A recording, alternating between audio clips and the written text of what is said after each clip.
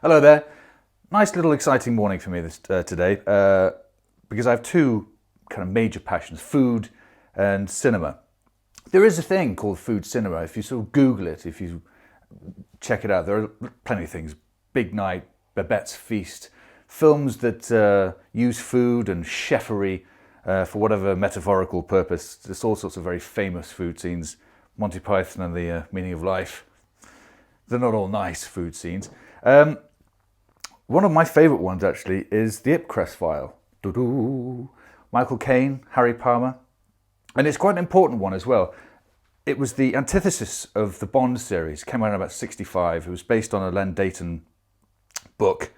And the whole point of him was that he was supposed to be the opposite of what Bond was. Bond was incredibly glamorous, ordered room service, ordered the most exotic things, was very comfortable in hotels in Russia and Turkey and whatnot. Harry Palmer was a bit more, he was a working class lad. And curiously, he was also a bit of a dab hand in the kitchen. And it was largely down to Len Deighton, who was a superb cook. He was trained in Paris. He did about 2 or 3 years out there. He was a wonderful gourmand. He used to do a food cookery. He was for the food writer, in fact, for the Observer for many years. And he used to do these lovely little comic strips. And in fact, if you watch the scene where Harry Palmer bakes an omelette, which we're going to do today, you'll actually see his little strips stuck to the walls. It's a little bit of in-jokery there. And it was just the fact that he was able to cook. Men didn't do that. Real men didn't eat quiche until the book Real Men Didn't Eat Quiche came out. Before then, it was not something we did, really. There's some of you, despite the presence of a Escoffier and stuff like that in the big kitchens, and the image of the guy with a huge moustache, the Trois Gros family with the big hats. Really, it was not something sort of, your Michael Caines of this world did, but he did. And it was a real sort of game changer. And Len Deighton's book, which came out around about the same time, look at that guy. Look how cool he is. Look how spectacular he reeks of brute. You know he does. And there he is, cooking away in the kitchen. And the book itself, which I'm going to nick the omelette recipe from, is just marvellous. It's got absolutely everything in there. It's written, obviously, because it's written by Len Deighton, it reads. You don't have to do a single recipe. It reads beautifully. Very, very funny, very, very sly, and just a real passion for food coming out. But it's lovely. And making meals from films, I think, it's ace. Have you ever tried the Babette's Feast? People do it. People have these clubs where they make whole banquets from famous films, and it's quite nice. So I'm going to start simply. You might say sort of an omelette. An omelette? A little bit too simple, but it's these things can be tricky. I'm going to try and do it as close to Michael Caine's version as I possibly can. So we'll get to slicing here. At the moment, that's the other thing. He uses cookery as a sort of seduction tool, which is not the way Sean Connery would have done it. Actually, it took the Bond series another 20 years before Roger Moore tried the same thing. He baked Stacey Sutton a quiche a la cabinet in A View to a Kill, which looked dreadful, which looked like it had been bought in a shop. I mean, God love Roger Moore, but really. In the Ipress file, he's using this to seduce Sue Lyons, who's playing a sort of fellow spy. And of course, it's all very sort of lingering shots over glass rims and all that sort of stuff. He puts a bit of Mozart on, which is quite nice. Can we put some Mozart on? Very sweet. Well done, lovely. And while he's doing that, while he's grilling her about who he's working for, who she's working for, and whatnot, he's there sort of happily chopping away and slicing away in his kitchen with this very ready, beautifully prepared plate which he drags out the fridge and gets cooking, which again just didn't really happen in British, certainly in British cinemas.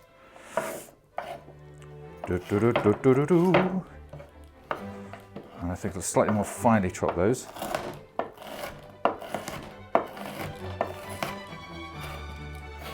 It's very interesting, when you actually see the film, he gets everything cut and then prepared on a tray, so it's all single, but it's already sort of, he's not pulling his hair out, trying to work out what to do. It's all ready made, which is a way of sort of showing that he's a bit tasty in the kitchen. La da da. And it is a curious scene, really, because of the way it's played, because of the sort of changing times, the changing ways people do things. The way he plays it is quite strange. It's almost quite sinister, as if he'd said, somebody had written on his script, try and play it as if Sue Lyons is chained to a radiator. He's obviously trying to be really nice to me. He has these really strangely menacing line readings. The film, if you're familiar with it, it starts, the first ever Harry Palmer scene is one where he gets up and makes himself a coffee. And that was the big difference. James Bond would climb out of a lake wearing a wetsuit with a tuxedo underneath it and would blow up a heroin refinery.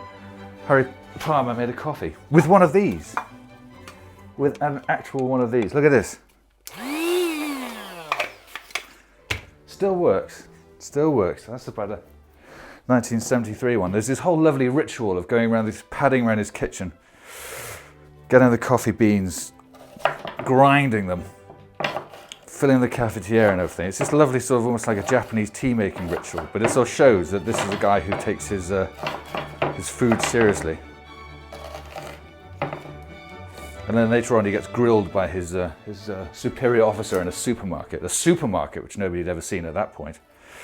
And he gets chided for spending, I think, 6pence extra on a fancy brand. He goes, no, they do have superior taste. Champignons. And again, it's a great time capsule moment when you watch it and you see these people who totally have no idea what's going on because they're walking around a supermarket. I think he says at one point, I don't really like these American shopping methods. What do we do? Was this before 1960? Was everything a deli? It'd be quite nice, actually. Right, taking due care not to savagely cut off the end of one or even two fingers.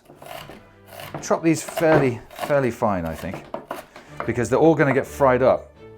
So you want a fairly equal size. What you want is a slightly uneven board so it makes a horrible clanky sound and really upsets the sound people. Like that. I think Harry Palmer would have appreciated that, not bad. And then we shall slice up some ham. And by ham, I don't mean the stuff that you get in packs that looks like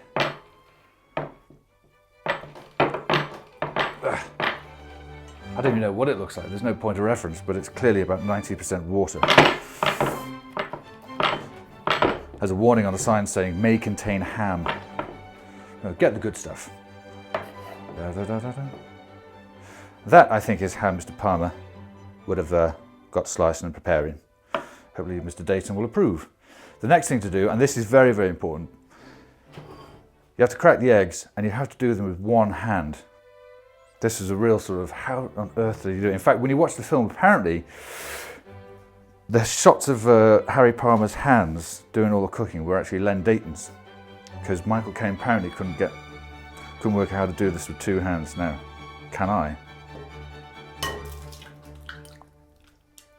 Sort of.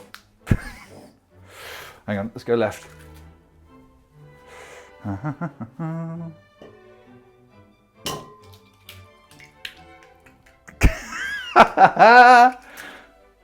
Do you know what? I think I would have hired Len Dayton to do that for me. There's also, according to the recipe book, there's about half a shell full of water. Since I destroyed the shell, about that should do it. And he's very specific about this. You don't beat the egg, you whisk it. You just get it so that the whites are amalgamated, but you don't whisk it too hard. There's the one constant worry about making an omelette is that you're going to turn it into a scrambled egg disaster. Scrambled eggs, scrambled minds. Right, at this point everything is prepped, and so this is the point where Harry would have gone over to the hob to get his omelette on the go. Now, the secret to doing a proper Ipress file omelette is based on a direction of Len Dayton's. He says that the filling must be served warm when you put into it. Now, you don't actually, I don't know why, you don't actually see the final stage of Harry Palmer's omelette, but with that in mind, the important thing to do, I think, is to start doing the filling first and then leave it to one side, which we shall do thus. Yada-da-da-da. A dab of butter.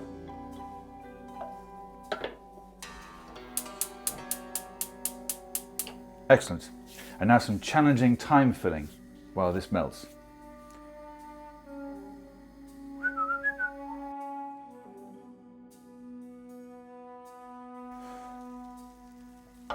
Right, now that's started sizzling away after, I would say, 60 interminable seconds.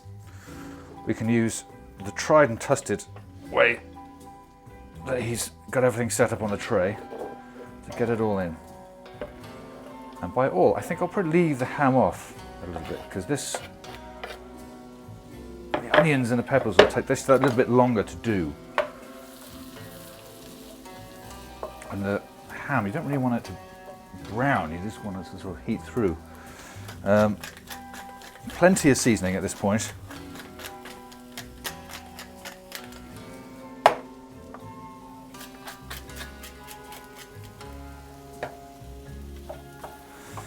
And a certain amount of patience required here, because really you want the whole thing to be soft, but you don't want anything to get burned. You don't want anything to start getting black. Dum, dum, dum, dum, dum, dum, dum.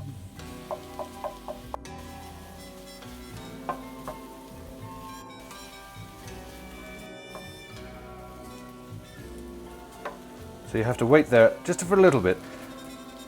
I would say probably about 2, 3, 4 minutes, which of course is mind-numbingly boring television. So instead we're going to use trickery.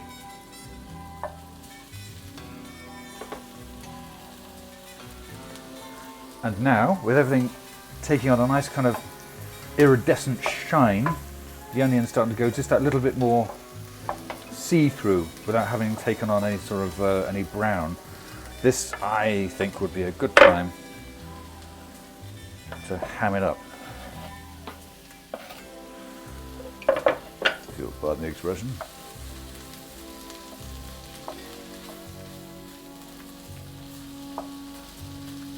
And again, maybe leave that for another two minutes, something like that. Stirring occasionally.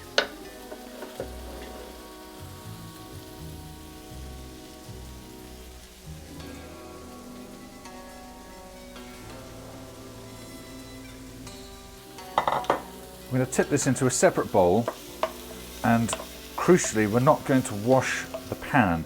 We're just going to wipe it clean with a bit of kitchen towel, and with a bit of luck, I'm not going to singe myself and put myself into A&E while I do it. Add more butter. More butter. As Julia Child said, there's nothing on earth that cannot be improved by the addition of butter. I think she was quite right. I'll take another spoon. And once we've got him sizzling again. Now this is a one-man omelette, but as Harry Palmer says in it, it's just as easy to cook for two as it is for one. You're bubbling away. Do you know what, that might even be a bit too much butter, but c'est la vie. You ready? Getting a good pan is very, very important too. You get these cheapo £1.20 things. They won't last it's a false economy. It won't last 2 seconds. I know you've got a huge bowl of this stuff, but that's not what you need. What you need basically is just 2 tablespoons full.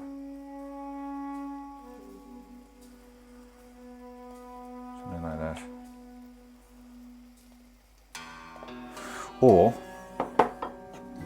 it will just burst. Okay.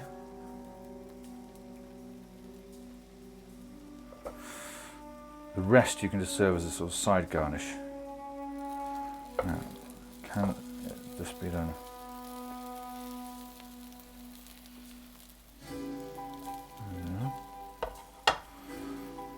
fold over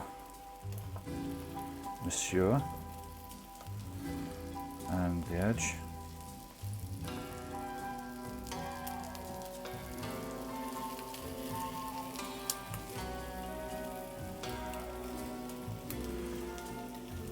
Obviously what you want to do is leave a deliberate hole there where the interior mixture can pop out.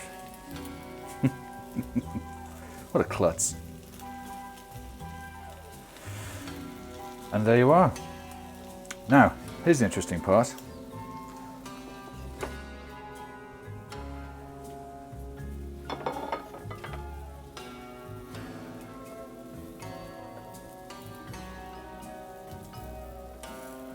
Obviously you can just tip him onto a plate, but actually, you know what, that will probably be it.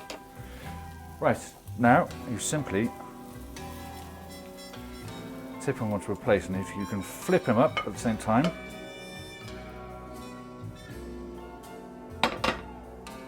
and disguise, to a certain extent, the hole that you've made, and I think Mr. Palmer would probably be quite chuffed with that. Quite a lot of people know that. In fact, as he says to Courtney, played by Sue Lyons, I'm going to cook you the most delicious meal you have ever eaten. I think he was exaggerating. So there you go. It's probably one of the easiest movie meals there is. Harry Palmer's 1965 Omelette. Used in the seduction of Sue Lyons. Failed, in fact. And if you really want to do it properly and go the full Ipress file hog, I suggest you have a stiff whiskey with it, since that's clearly what they were drinking in 1965. Cheers.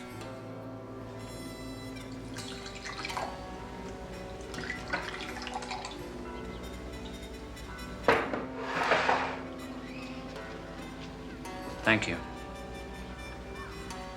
Cheers.